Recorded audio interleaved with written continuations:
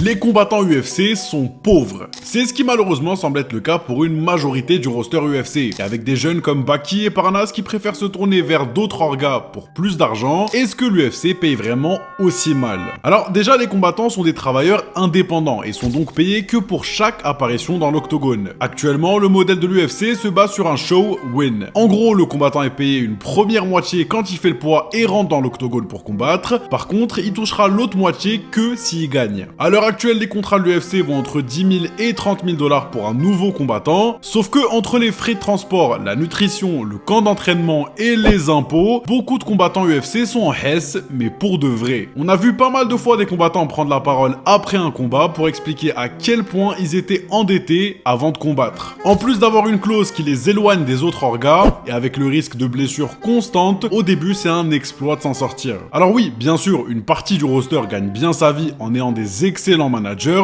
mais la majorité des combattants sont dans une situation très compliquée. Et forcément, plus les années vont passer, plus vous allez voir des combattants prendre le chemin du PFL ou d'autres orgas comme le GFL qui promettent des meilleurs salaires, même si c'est pas vrai.